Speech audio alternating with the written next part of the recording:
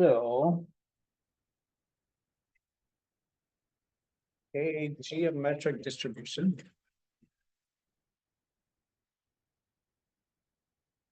shows the number of trials needed until we get a success. Okay, so here's the criteria. Each observation falls into one of just two categories, which we call success or failure.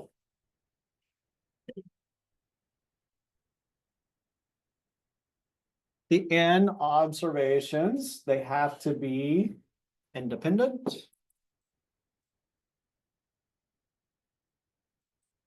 And the blank of success, call it P, is the same for each observations. That's the probability.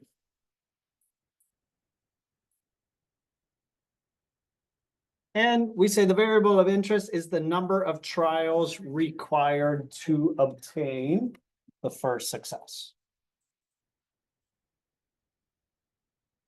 So in a geometric distribution, we repeat the trials until we have success. In a binomial distribution, in contrast, we have a fixed number of trials. So let's look at some examples here, and then we will fill out the chart. So it says, for each of the following, determine if the experiment describes a geometric distribution. Okay, so we flip a coin until we observe a tail. So this is geometric. We are going to define success as flipping a coin and getting tails. And so failure would be defined in this instance of flipping a coin and getting heads. Okay, so a trial in this case would be one flip of the coin. And the probability of success, probability of flipping a coin and getting tails, would be 1 out of 2. And if it's a fair coin, those flips are independent. Probability of success is the same. And so this is a geometric distribution. Okay. So next, it says draw a card from a deck, observe the card, and replace the card within the deck. Count the number of times you draw a card in this manner until you observe a jack. So this is also geometric.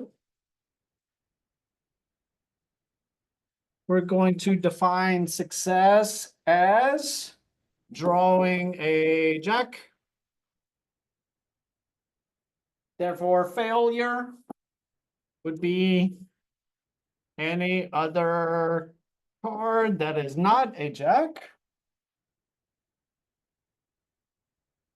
And the trial would be drawing a card.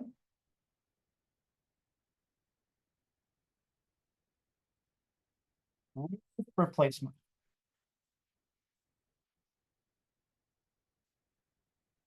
So why do we replace it? Otherwise, it's not geometric, right? Because if we don't put the card back, then the probability of success changes. And they would also not be independent depending on what card we drew first. Okay, and so the probability of success, in this case, there are 4 jacks in a standard deck of cards. So we got 4 out of 52, or we reduce the fraction to 1 out of 13. Okay, and so the last one here, it says there are 10 red marbles, 5 blue marbles in a jar. You reach in and without looking, select a marble. You want to know how many marbles you will have to draw on average in order to be sure that you have 3 red marbles. Well, this is not geometric. Because, first of all, the probability of success is not the same, because because there is nothing about replacing the marble, first of all. So it's not the same if there is no replacement. And also, I would probably say that success and failure is not really defined clearly in this case, because it says you have to draw an average in order to be sure there are 3 red marbles. So success, failure, not really defined.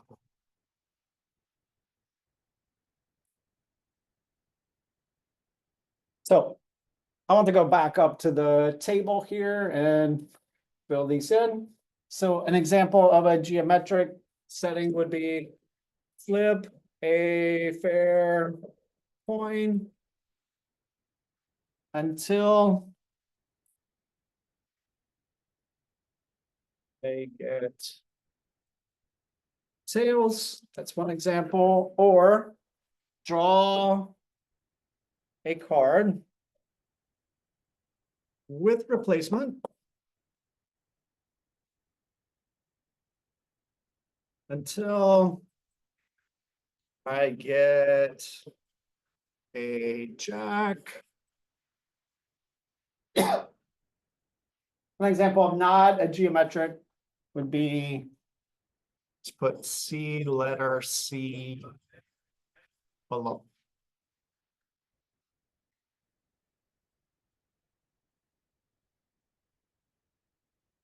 Okay, so turn the page for me and let's look at some of the math part.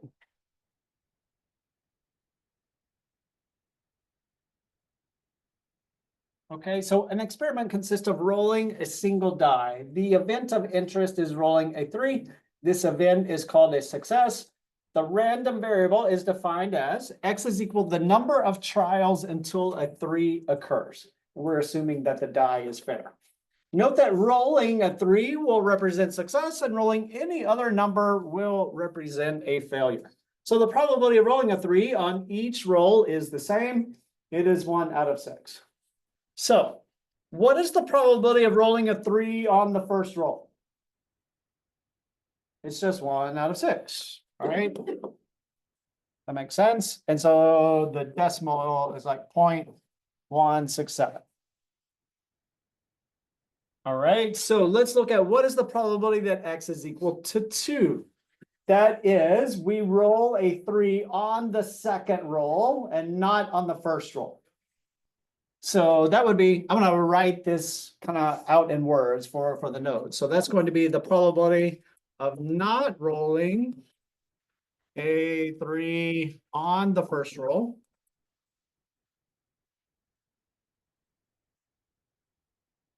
And then when we would multiply that by the probability of rolling a 3 on the second roll.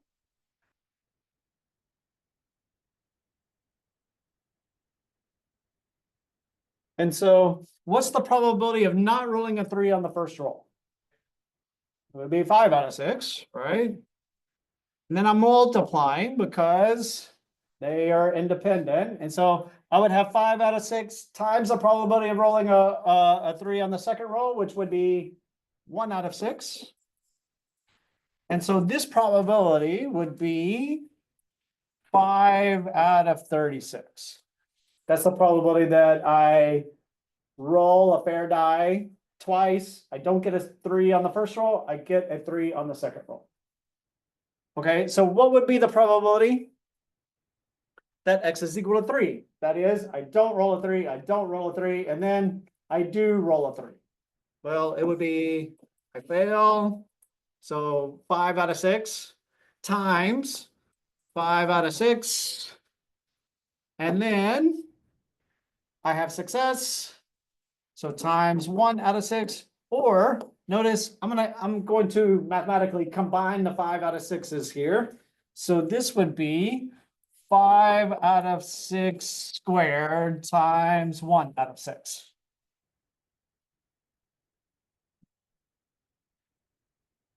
And so that leads me to the general formula for a geometric distribution. Okay, what is this 5 out of 6? That's the probability that or in other words, that I fail, correct? And you're correct in the context of this problem. So I'm going to have 5 out of 6, the probability that I fail. Oh, sorry. I need to write the general formula. So that's going to be 1 minus P. And what is my exponent here? Okay, it's raised to the n minus 1 because n is the number of trials, correct? And so I'm going to repeat the number of trials until I have success. And then on the last trial, I stop because I have success. Okay, so it's 1 minus P raised to the n minus 1 times the probability of success. Okay, notice if x is equal to 3, then the probability of failing would be 3 minus 1 for 2. Okay, so look at this probability distribution. Okay, probability that x is equal to 1, 2, 3, and 4. The probability that I have success on the first trial would just be the probability of success. And then on the second, I have failure times success. And then here I have failure twice times success. And here failure 3 times success. Okay, but notice, does this table ever end? Well, answer to that is no. It is infinite. So why is the table infinite? Theoretically, keep attempting. Theoretically, you're exactly right. Theoretically, I could roll a die, a fair die forever, and not get a 3. However, right, after like, I don't know, 15, 20 times, you might begin to suspect that Newhouse has a loaded die, right, and is trying to cheat you out of some money if you roll it 20 times and never get a 3. However, theoretically, that could happen. I could also draw a card, replace it, okay, shuffle again, and then never get a jack, right? Although theoretically. So what's interesting though is that in order to have a valid probability distribution function, the probabilities should add up to 1. So do they in this case? Well, the answer to that is yes, they do. However, I have, what do I have here? I have an infinite series with a finite sum of 1. So if I add all the probabilities that go on infinitely together, they all add up to 1. And so you're like, well, how is that possible? Well, it helps me to think about it like this. So for example, let's say I want to measure the distance from here to the door in my classroom. Let's say it's 10 feet. So the distance from here to the door is 10 feet. I have a finite sum of 10 feet. However, if I go half the distance all the time, when will I get to the door? And the answer to that is never, because you can always divide it by 2. So I go 5 feet the first time, and then I go 2.5 feet the next time, and I keep dividing by 2, and I can always divide by 2, therefore it's an infinite series. However, I do have a finite sum. Okay, so saying all that, what you need to know, this is a valid probability distribution because the sum of the distribution is 1. However, it is infinite. Okay, and so if y has the geometric distribution with a probability p of success on each trial, the possible values of y are 1, 2, 3, etc. And if k is any one of these values, then the probability that y is equal to k is this right here. That is the same formula we just looked at, just with a different variable. And then we have the mean of a geometric random variable is going to be 1 divided by the probability. And that makes sense if you think about it. So for example, if I roll a die 6 times, on average, should I get a 3? The answer to that is yes. Will I? Well, no, because probability is variable, especially in the short run. But if I take 1 and divide it by the probability of success, then on average, if I roll a die 6 times, I should get a 3. And I should get a 1. And I should get a 2. Like I said, it doesn't mean that I will. However, on average, the mean of a geometric distribution is defined as 1 divided by the probability. Right? Questions for me? Well, let's do this. Let's go to the next page. And this says an experiment consists of rolling a die until a 3 is observed. Let x equal the number of rolls required to get the first 3. Part A, construct a probability distribution table to include at least 5 entries for the probabilities of x and record the probabilities to 4 decimal places. Right? Well, let's do that. So I've got the outcomes. I have the probabilities of those respective outcomes. And I'm going to list out the first 5. So I've got 1, 2, 3, 4, 5. And notice my distribution does not start. It does not start at 0. A geometric distribution, by definition, has to start at 1.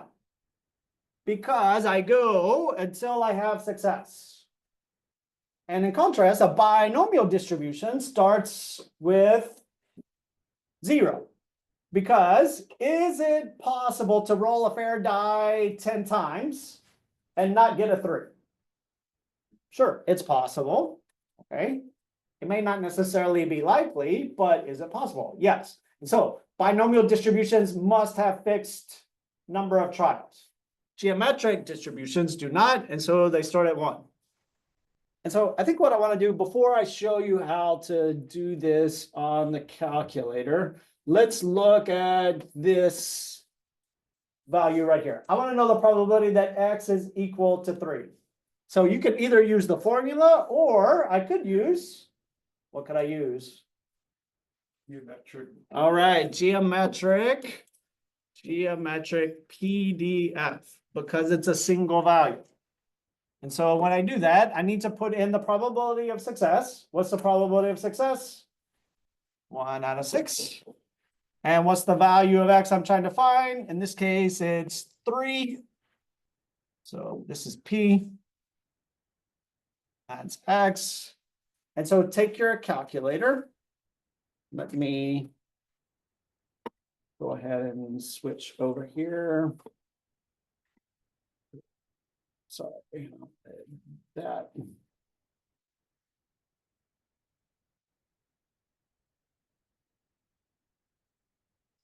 And so I'm going to go to the scratch pad. And so we go to menu and statistics and then distributions. And then I'm going to scroll down here to, oh, I got the wrong thing there. Statistics, distributions, and then scroll down here. And there we go. We got geometric PDF. And I'm going to put in the probability of success. So I've got 1 divided by 6. And my x value in this case was 3. And so I hit OK. And it gives me that value. It is 0.1157. So there's roughly between an 11 and 12% chance of rolling a fair die and getting a 3 on the 3rd roll.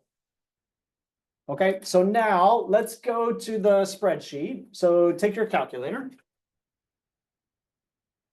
And go to the spreadsheet.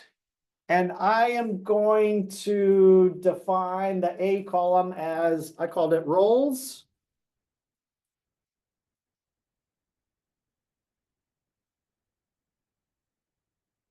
So name it, and then put in 1, 2, 3, 4, and 5.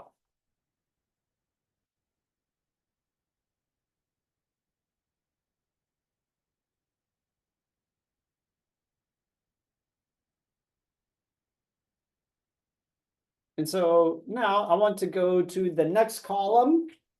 And I called this like, you can call it like probability of rolls or something like that.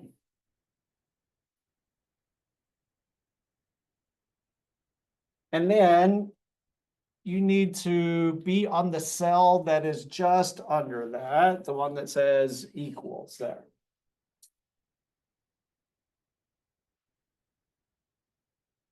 Okay, so now I want to go to menu, statistics, and then distributions, and then scroll down to geometric PDF. And I want to select that. The probability of success is 1 out of 6. So I'm going to put 1 divided by 6. And then here, instead of a single X value, I'm going to choose the variable. Okay, so I'm going to click on the arrow and select roles. And that will give me the geometric PDF for each value that is in my first column there of roles. And so notice it gives me those values. So I've got 0.1667 and so on. So let me go back and fill in the table there on the notes.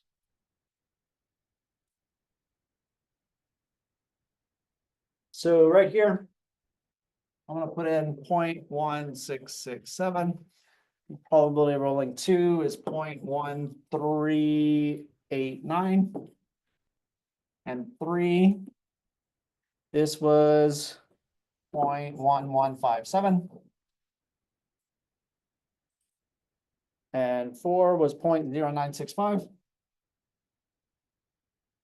And 5 is going to be 0.0804.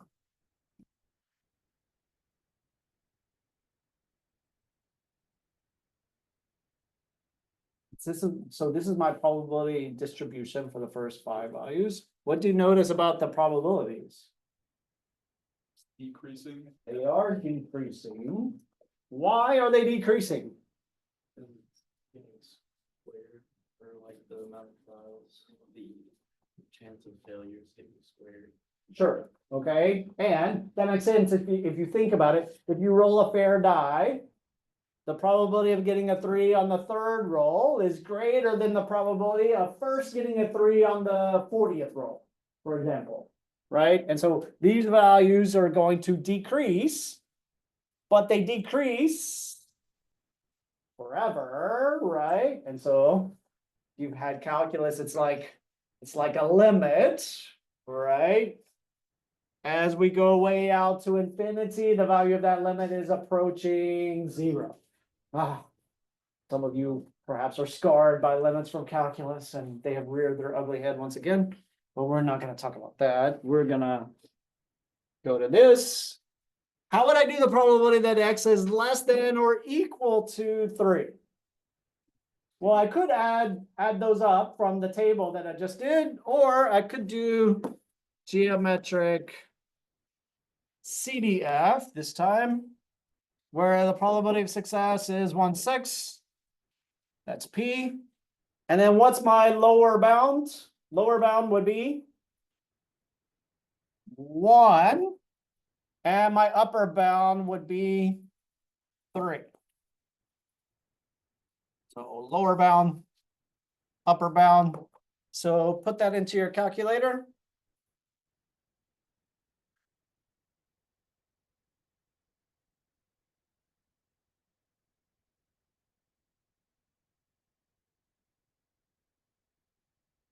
And somebody help me out with that value. What is that? Point.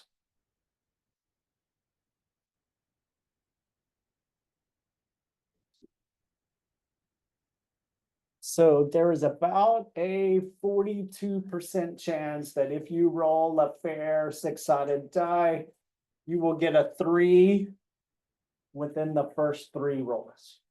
That's what that is saying there. So we're gonna look at one more example here. In the board game Monopoly, one way to get out of jail is to roll doubles. Suppose that this was the only way a player could get out of jail. There's no get out of jail free card. The random variable of interest is y equals the number of attempts it takes to roll doubles one time. So part A says find the probability that it takes 3 turns to roll doubles. So we have the probability y equals 3.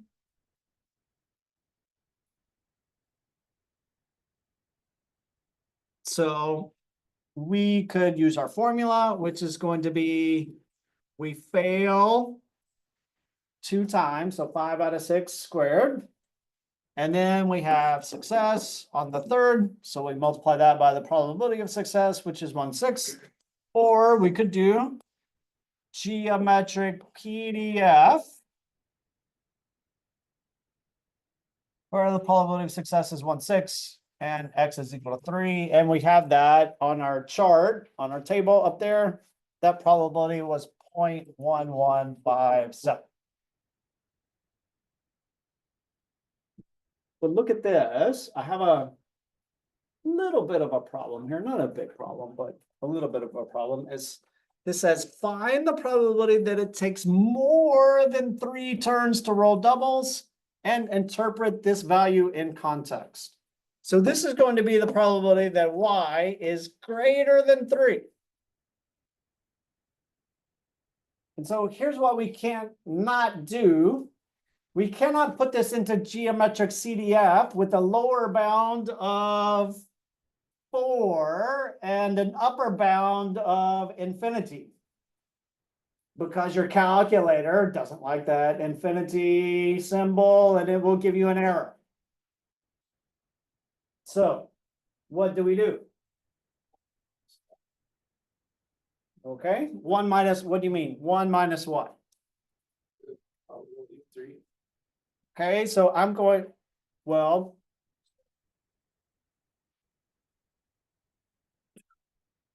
okay, there we go. So we want 1 minus the probability, or in this case, I defined it as y, right? So y is less than or equal to 3. And why can I do that? Because the sum of the entire distribution has to be 1.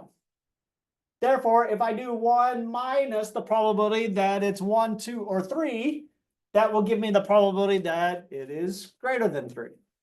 And so how do I do this? I would do 1 minus geometric CDF with the probability of success equal to 1/6. My lower bound is 1.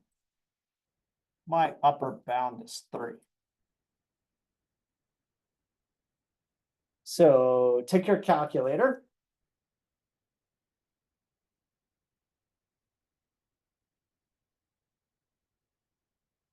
And put that in.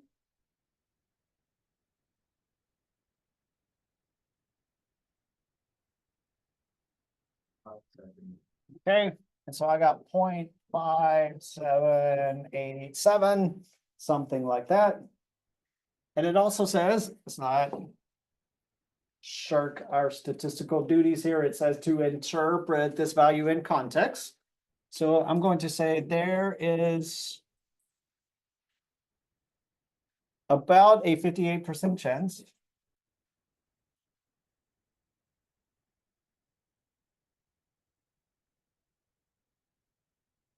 it takes more than 3 rolls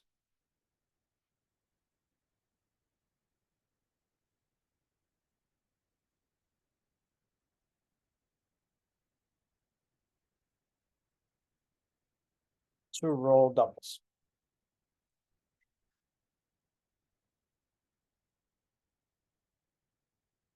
Okay, and so finally here, it says, find the mean number of attempts it takes to roll doubles. Can we do that without looking back? How do I find the mean of a geometric distribution?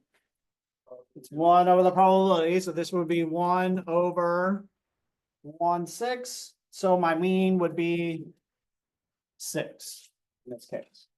Meaning that on average, if I roll a fair die 6 times, I should get a 3. Okay,